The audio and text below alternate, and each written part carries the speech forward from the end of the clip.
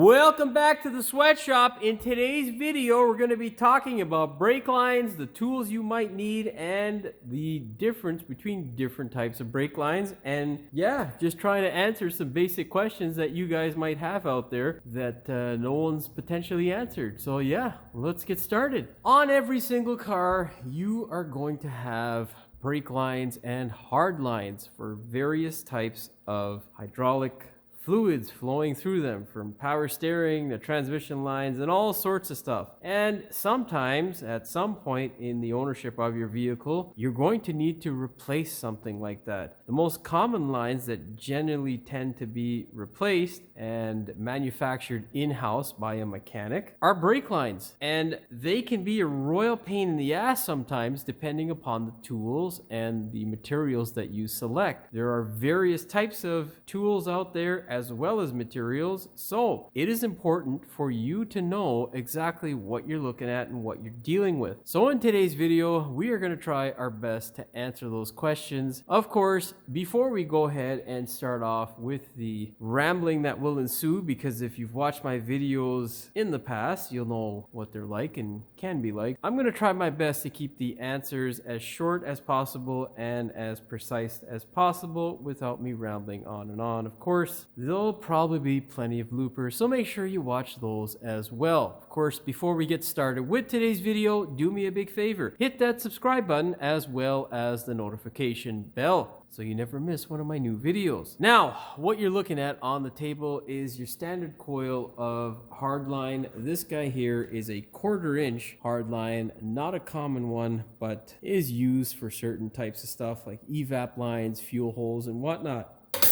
Your most common type of line is the line in my left hand. This stuff here is your standard steel line. Not a bad option, but for a mechanic, not the best option. It's hard on your hands. It's going to make you work extra hard, and no one wants to deal with that. So what I opt for 9 times out of 10, depending upon the customer's budget, is this stuff here. This is Cooper nickel, as it's commonly called. It's basically just copper and nickel that is your standard 3/16 line.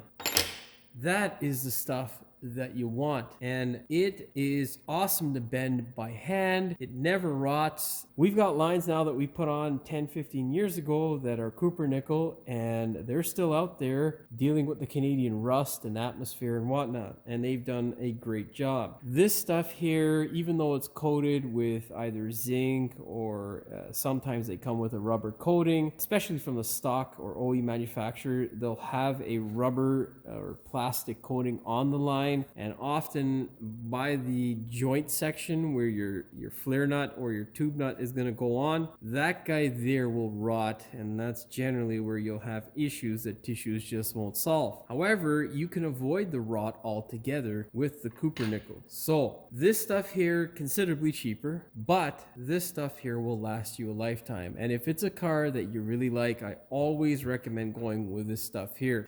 You can even get stainless nuts, tube nuts that is, and you'll never have to touch your braking system again. Those are the two most common types of materials. I don't think anybody makes brass line anymore, although at one point it was a thing for like special applications and certain stuff. I only heard of it. I've never actually worked with it. So as far as I know, it's steel and Cooper nickel that are the most common. I don't know of any other. I don't think aluminum was used, and I'm not sure if it is used. I have never worked with it, so yeah. Now, other than these two materials, I've never worked with anything else, so I can tell you firsthand, the steel, pain in the ass. It does work, does the job, but the Cooper nickel all the way for me. Also, if your flare tool isn't as good and it's not going to produce stuff that's like this, the Cooper nickel is much more forgiving, because if you get a little bit of a nick or whatever, this stuff's going to crush more easily. So when you're tightening up your flare nut, it's going to seal better. Now, some of you guys out there won't know what a flare nut is or a tube nut, so I'll show you. This here is a common joint on almost every Subaru from the early 90s up until now, and this guy likes to rot to shit. You can see here you got a little bit of rust developing there. This would have eventually been a problem for that customer, but this car went to scrap. Now, this guy here was sprayed with a lubricant to keep it from rusting, and it's done quite a good job. There's actually a recall on many Subarus for this. Common problems are they rot around the joint where they're exposed. The rest of the line usually has that plastic coating that I was talking about earlier. This is what you call a union or a junction. The unions basically are usually just a straight through section where you can bolt up your line and it allows fluid to pass. That way your line isn't some gargantuan sized thing, and it makes it more serviceable, which I really like about the Subarus and certain cars that do that sort of thing. As for the tube nut, this is what it looks like. Basically, this is a double flare. So you have basically a bubble and then you'll V that flare into itself, and that's what you call a double flare. In my opinion, those are the best types, because if you leave that room for it to crush with just a bubble flare, eventually, if you ever have to touch it, potential for leak is higher than with a double flare. Now, we're gonna take this thing apart and show you guys exactly what it looks like in there. Oh my God, that is freaking tight as shit, man. Let's try another one with a vice grip. That guy is nice and tight, let me tell you. So basically, this is what you would have. Something like this. This is a double flare with a nut, a tube nut on the end. And this guy would thread in to a union or section like this. And you can see inside there is a little bit of crushed area from this guy bolting up to it, and that is what creates your seal. So it is imperative whenever you get a flaring tool, they are able to make these types of flares nicely and as centered as possible, because if you can't, it'll be a royal pain in your ass when trying to bolt everything together and make sure that it doesn't leak. That being said, there are different types of flares. Basically, you have your bubble and your double flare. That's how I know them. Essentially, well, let's see if we have a diagram to show you guys here. So basically, what you have is you have a double flaring kit, which will do both. Essentially, this here is what you would call a bubble flare, that little section there, and that is a double flare. At least that's how I learned it, and that's the most common type of flaring. There are other types, which my other tool does, but they're not used in braking applications as far as I know. So this here is a bubble, and this is sometimes called a V flare. So if I say V or double, you'll know that I'm talking about this. And if I say a bubble, you'll know that I'm talking about this style there. As for unions and compression fittings, in the land of Ontario, and I believe throughout North America, I'm not 100% sure, you'd have to check with your local laws and whatnot to figure out whether you can use one of these guys, which is a compression fitting. Essentially, what you have is you have a fitting that slides over the actual tube, and then you push the tube into this cavity here, and then as you compress this or tighten it, it will basically seal around the tube, and that creates a nice seal. However, for braking systems, it is illegal in Ontario, Canada. Not sure if it's legal anywhere else. What is legal if you want to add a brake in the line? Shouldn't have said that. If you want to add a section in the line where you can unbolt it, is what is called a union. So this here, you'll have two tube nuts and a union. And this guy is your union. So if you're doing brakes on your car in Ontario, if you're crazy enough to do so, make sure you use unions and not compression fittings. Also, make sure you get a good union material. Most of this stuff is usually made out of an alloy, either brass or some sort of soft material. So don't tighten the hell out of these things. They will strip and leave you in tears. Also, one of the biggest things that happens to all of us technicians and anyone who for some reason is working with tubes and tube nuts, every time you flare your goddamn tube, you will often forget your tube nut off of your tube and then have to adjust it or make a new tube. It's a pain in the ass, okay? Best advice I can give you, double check, cross check numerous times that your flare nut is in the right position and on your line before you flare your wonderful tube. Now, hopefully I've covered everything about these guys here and you understand it, and you understand the stuff about the lines. In regards to tools, man oh man, you have a variety of tools, and I'll tell you, there is no shortage of companies trying to sell you their tools. However, the most basic tool for flaring brake lines and various other types of lines is this sort of setup here. I bought this off the Snap-on truck years ago. I would not recommend that you guys buy it off a Snap-on truck. I'm pretty sure this is made offshore. Most of the components are. This guy here is made in the US, and a few of the other ones or other components, but realistically you can get stuff now offshore relatively cheap. Now, this guy has been my bread and butter for the last, I don't know, like 25 years of my career. This has been the set that I consistently use. What are the problems with this set? Well, two things. If you get a non-quality one, it isn't going to do the job, because when you put the tube into the selected hole and you clamp it down and you go to flare it, right? So that's how that works essentially. We're not doing it actually properly. We will show you how the other tool works, but this one's pretty self-explanatory. Basically, you line it up, you put your die in and all that stuff. You put your die up to see what the depth is. Don't drop the die. That's also another common problem. This little bastard loves to disappear. He grows legs and walks off to places you can't find him while you're doing brakes, and it'll drive you goddamn nuts. Anyhow, with this specific tool, you're gonna line it up to the ridge. Of course, it may be different for the tool that you guys get. You just tighten it down. Now, if you get a low quality one, when you go to push the die on into the pipe, this pipe or tube is going to push through this clasp here, and it's not going to press or flare it properly. That's the big problem with that. The other big problem is oftentimes when you are doing this job, you're not able to set this up in a vise, and your hands are the vise. And the biggest complaint with this is not that it doesn't do good flares. It does fairly decent flares as long as you follow the instructions and whatnot. The biggest complaint for me is that my hands are extremely tired by the end of a brake line job. Not because I'm bending the brake line, but because I'm holding this guy for dear life, trying to crank this thing open, trying to loosen off this particular guy, because it's a royal pain in the ass, okay? What I will do, you know what, I think it's a good idea for me to show you exactly how it is we do the flare, and just so you get an idea as to what either end will look like. So let's mark it, that way we'll know. So this end here we will do with our old school tool, and you guys will see exactly what the process is and why it is your hands end up tired. So basically, as I was saying before, all you got to do, slide your pipe in. You're going to do a double flare. We're going to line this guy up here. Make sure you don't tighten it down until you get this guy here. You can see the little ridge here. You want to get your pipe lined up with that ridge. Okay. If it's a little bit out, or yeah, if it's a little bit out, not the end of the world, but you want to make sure it is not too far out. Like literally, that's what you should have. Okay. You can see there, my pipe is slightly over, like half a goddamn, thou.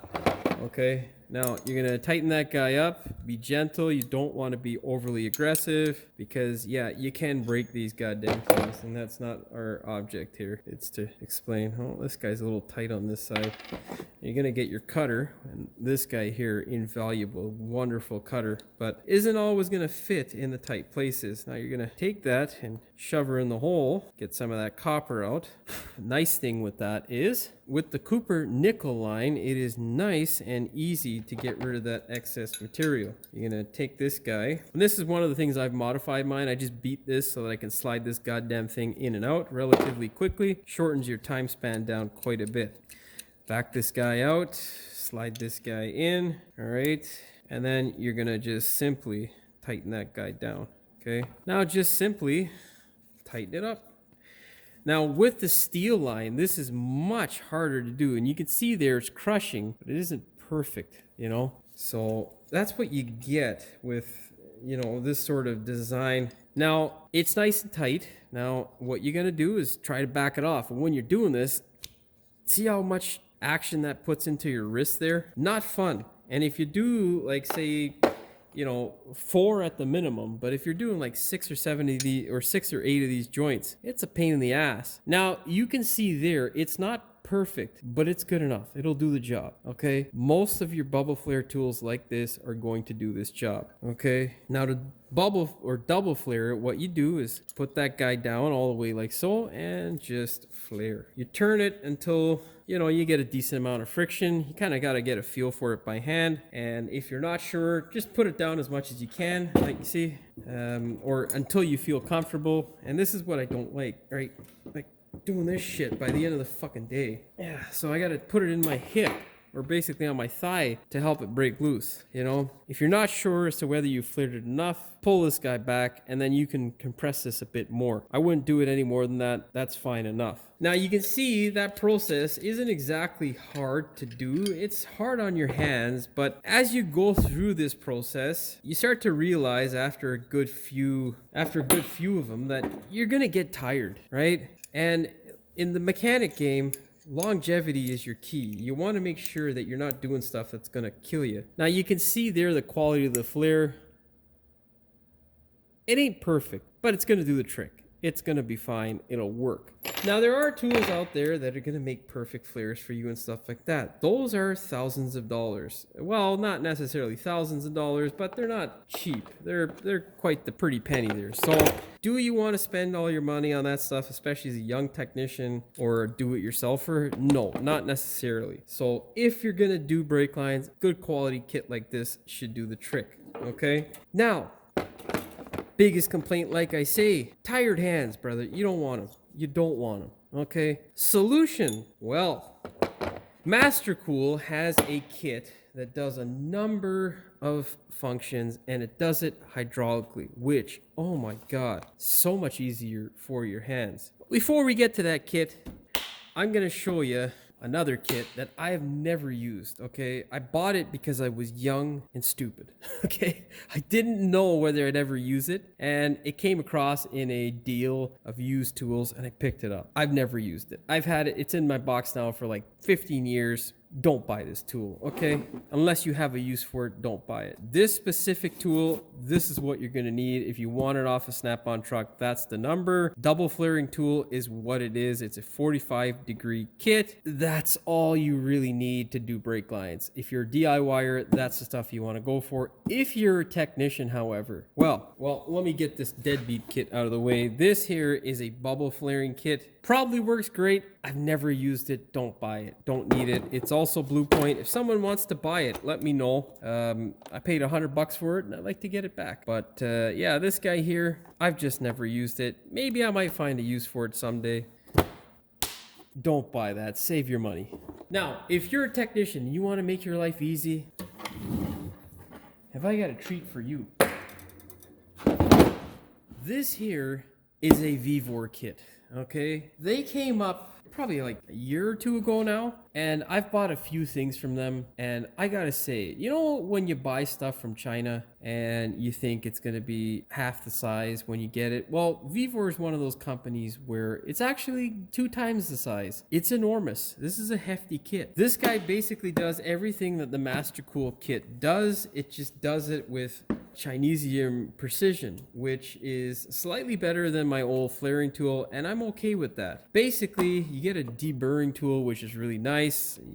I don't really use them, to be honest, especially on the brake lines. As I demonstrated earlier, the tool that I use is just my cutter. Now, we'll talk a bit about the cutter and various types. Essentially, there are 2, okay? You've got this guy here, which you can put a lot of pressure on it with, and it's going to make really nice cuts. I don't know if this is going to come with kits out there from cheaper manufacturers, but if you buy this strap-on stuff, or Snap-on, strap-on is what they use when you get into the truck on you, but if you buy the Snap-on stuff, this stuff it's a good tool. Really great, works well. If you want just that, that's the part number. Anyhow, this guy here works decently well. I'm pretty sure if you just talk to a friend who's in plumbing, Milwaukee or DeWalt or any of those types of guys who are in plumbing will tell you that there's going to be something probably this size that cuts a lot better. This one does a fairly decent job. I actually bought one of these from Mastercraft, which is a brand that Canadian Tire uses. It sucked. It wasn't very good. That Chinesium one's actually much better. Now, The nice thing with this particular tool, you're not going to kill your hands. It is really easy on the user. And God almighty, the first time I used this, super happy. I had a lot of brake lines come up just before I took my vacation, and I was like, you know what? It's $200 and some odd dollars with taxes. It's got all the crap that I'm looking for. Just try it. You can return it if you want to, sort of thing. So yeah. What we're going to do now is flare that other end and show you guys exactly what the process is. And, you know, I haven't been around this tool now for about a month and a half, and I've only used it once. So, you know, it takes a little bit of time for me to get used to as well. Okay, now you can see that's that GM half-inch line for the tranny. You know, let's see where our dies are. This is a 3/16 die, inverted 45. So we're gonna get this guy out. We've got to put this guy in here. Okay, like so. You're gonna wind that guy out, put those dies in. Now, where's our die? We got our 45 inverted, so that's the one there, and then there's that guy, okay? So, all you gotta do, as far as I can remember, is I think you line this up with the thing. Let me read these instructions quickly. Come on, guys, show me a picture. I don't want to read anything. Yoke adapter, blah, blah, blah. Tube should be even with die as shown. Look at that. They even got the spelling right. Yay, China. You guys are awesome. For certain things you guys are shit with, but whatever. Anyhow, basically, well, let's move this out of the way so you guys can actually see what the hell I'm doing. Basically, you're gonna take this guy, you're gonna slide him on through like so, and then just get anything that's flat. How did I do this last time? I think I had like a little piece of something in there, but anyhow, you're gonna make sure that this pipe is flush with our dies. All right, let's get a little scraper here. Push that guy up there. Yeah, we're already square. That's good, Jimmy. At least my eyes work. Then what we're gonna do is tighten this guy up like so. Okay, nothing too, tight. And then you slide that guy in there. Okay, you can even tighten this guy up just to make it a little bit closer. Then you're gonna put this in the, pressure work position, and then just squeeze it like this, simply. Your hands will thank you, that's for sure, because it's nice and easy, and you can see there just how easy it is. Then just release it. You're gonna get that guy coming out there, and now we'll take this out so you guys can see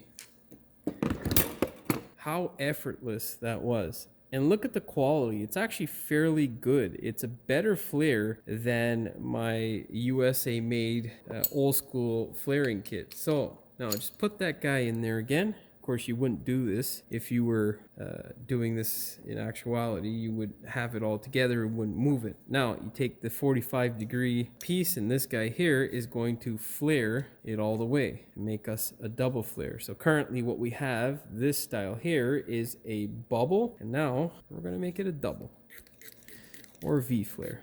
Okay, now you just want to make sure it's right in the center, at least I do, and then just give her a pump, man, like so. I want you guys to get a good look at that. And then just pump it. Yeah. And now all we're going to do is just release it. That's it. We're done. I love this tool. It's spectacular. It has made my life much, much better. And yeah, was it worth the money? Oh, hell yeah. And would I get the Master Cool if it came up on sale? Yeah, potentially. But look at that. Just look at that. That is a nice flare. It is in the center. It's not all over the place. You can see there we have a little bit of an edge like that there, but you also have that on this side. It's not as much. Now what I found is that on this side here, to help myself out, I've just taken a file and filed that material down to make sure it's nice and level. That way you don't get this guy kind of arching either way, and it just takes the chance for a leak and throws it out the window, which is really nice. Wonderful. And it does the same thing with the steel joint. You can see there, that's the bubble. Okay, that's the bubble right there. And then this is your double flare here. It's pretty damn good, So by far, if you're a technician in the trade, I would highly recommend getting something like this kit for yourself. It makes life so much easier. However, I would not say that this is the only kit that you're going to ever need. No. Because when you're working on the car, there are a lot of times when you need to fit into certain places. And those times are not going to be with this thing here. This thing is not made for tight spaces. You definitely need to have the old school sort of kit to get into certain places. Otherwise, your lines are going to be just too long and you're going to have to sort of compensate in different ways by bending it or moving it along. And that's not good, because then your line can sometimes, it can chafe on stuff and you know, rub away if you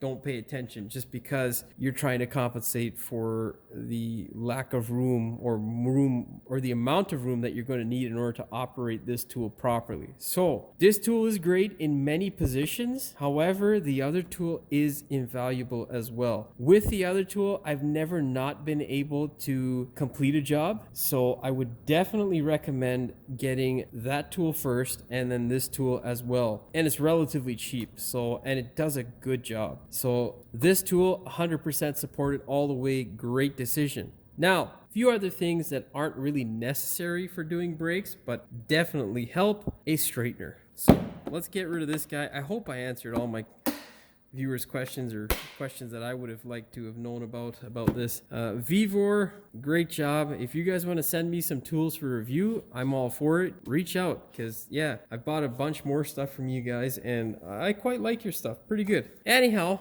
let's get rid of this and talk about that straightener.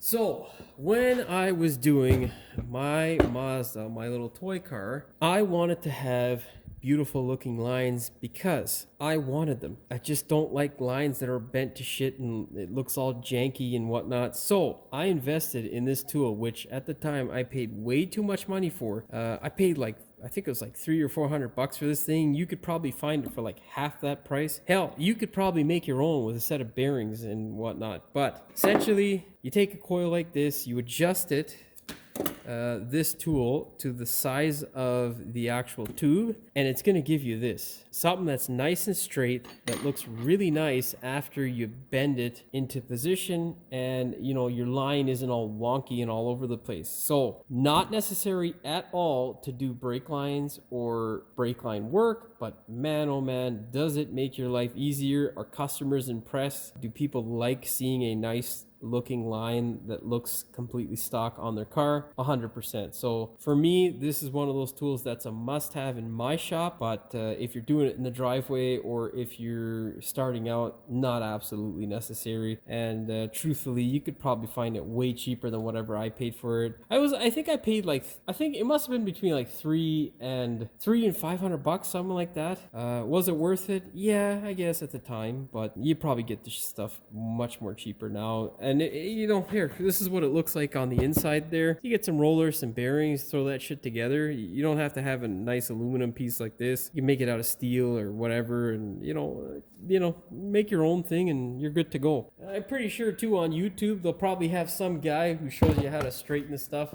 Back when I got this, YouTube was in its infancy, and well, most of the videos were just stupid crap. Anyhow, that's pretty much it in terms of brake lines and whatnot. I can't think of anything else really that I would like to tell you about this stuff. But once you've straightened this guy out, the brake line that is, you're going to need to bend it. And that in itself can be quite the challenge depending on the line that you have. So, two tools that I use.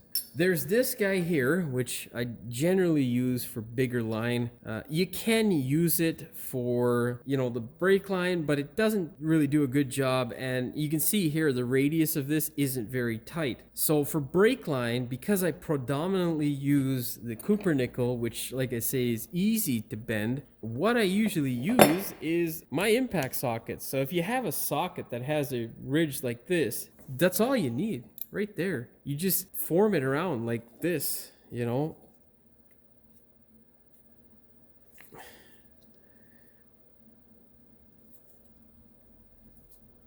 And there you go.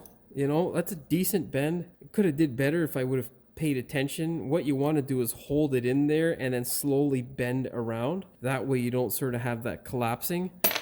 Do the same thing with your steel line here, man. It's relatively easy, you know, but you can see it takes a lot more pressure in comparison to bend that line. And there you go, you know, like that's pretty much all you need. It's kind of ugly because again, I didn't pay enough attention. I'm just trying to get it done. Now the nice thing is too, if it's not flared, what I often do is this section here is big enough for me to slide the unflared line through, and then I can correct the bend and basically form it and really make it look nice. So yeah, if you don't have a tool like this and you have sockets that look like this and that line fits comfortably in there for the 3/16, I use this 9 times out of 10 to bend lines. I'll use all kinds of stuff really, but the go-to is the socket. This guy here is decent for steel lines that are bigger, so this stuff like 1/4 inch and up, you're gonna be using one of these guys, because bending it by hand is gonna be a royal pain in the ass. And generally on those lines you have a bigger radius, but on brake lines sometimes there's stuff that's quite tight. So yeah, just the socket will do. And I think that's it. Yeah, I think that's the end of this one. I think that's the Mastercraft one that I bought, and don't buy this one, it sucks. It's just kind of janky and not really very good. It's probably made, yeah, mostly, well, almost everything in Canadian Tire is made in China, but that's like low grade China shit. Yeah, let me go look around and see if there is anything else I'd like to tell you about. And of course, if there's anything that you have any questions about, feel free to ask them in the comments below, and you know, I'll either answer it or someone potentially, but I'll try my best to. It's been quite challenging. It's literally been almost a year since I've been through my comments and responded, and don't think I don't see them. I do see most of them, and I really do appreciate the comments and people in my comments. There are a lot of good folks out there and people who try to help people when I haven't answered, so yeah, I really appreciate that. Okay, before I ramble on some more, I think I've done like 40 plus minutes, but yeah, I'll be back. Now, this is something that I would definitely, in my infancy in my career, would have loved someone to sort of talk me through this. But with brake line tube nuts, there are a shit ton of them out there. And truthfully, because there's such a small section and the standard Imperial crap can be so similar to the metric stuff, you do not want to get caught with your pants down and putting in the wrong stuff or ordering the wrong stuff, because you can waste days sometimes trying to wait for the right stuff to come in and all that fun stuff. No one wants to deal with that shit. Your best friend is going to be a thread gauge like this. What you want to do is make sure you have at least the standard version, because if none of the metric stuff lines up with this crap, I hate standard, it's so annoying, but none of that stuff lines up, you can go ahead and most times be sure that it's going to be metric, because the majority of vehicles now on the road carry metric tube nuts. But I have a 2000 Chevrolet HD pickup truck which does not. It's all standard, and man oh man, was it a pain in the ass to get these guys to replace my nuts. You can see here to the naked eye this guy sort of looks the same. Okay, it looks kind of like the same tube nut, but threading wise one's metric and one is standard. Okay, this guy here is metric, that guy here is standard. You can't tell that this would be wrong, but when you go to thread this guy in, the bore is also the same. Okay, but when you go to thread this guy in, the pitch of the actual thread, it's not gonna work, or this guy wouldn't have worked for my GM product. Okay, another thing you want to do is make sure you get the hole size right and the tube size right. Like I say, the 3/16 is your most common. I think 3/16 translates to 4.75, but yeah, that can be a royal pain in the ass. And finding this stuff, oh dude, especially if you don't have an experienced parts guy, nightmare. Now, here's your tip. For the majority of Japanese vehicles out there and the majority of standard, just regular run-of-the-mill shitbox vehicles, either on the American or European side, I'm not sure about the European actually. I definitely know about the Japanese and like smaller Econo boxes from America. They're going to have this style of tube nut. And the thread pitch for this guy here is your standard shit. It's the most common one that we have. It is a M10 by 1 thread pitch. This guy is your most common. So yeah, just make sure if you're in doubt, of what it is you have, get a thread gauge like this, measure the thread to make sure you have the right one, because some standard stuff is really damn close to metric and it will not work as you drive that nut in, and you can actually cost yourself quite a bit, especially if you're driving one of these into an ABS pump and you strip it because you selected the wrong one, or it doesn't seal because it's just not the right stuff. Good luck, man. Replacing those pumps are quite expensive. So yeah, hopefully that helps someone out there, because the last thing you want to do is run into that issue that Tissues just won't solve. That being said, that is all the information that I can currently remember that I would like to get across to you. If there is anything that you guys would like to know, well, please drop a comment in the comment section down below. And yeah, that's pretty much all she wrote for this one. Hopefully you found the video entertaining and at the very least informative. If you did, please like, share, and subscribe. Don't forget to hit the notification bell so you never miss one of my new videos. And as always, thanks for watching. We will see you guys in the next one. So I'm going to try my best to keep them.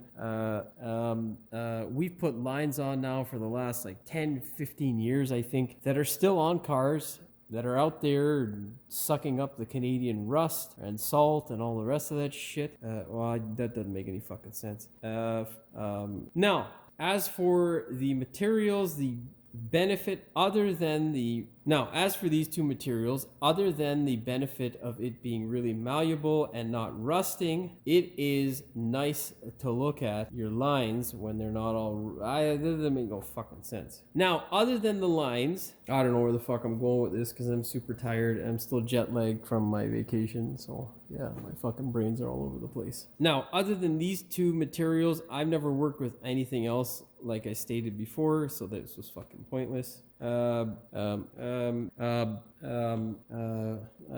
of the biggest mistakes which happens to all of us, who the fuck is driving by on Good Friday, dude? What the fuck? With the Cooper local.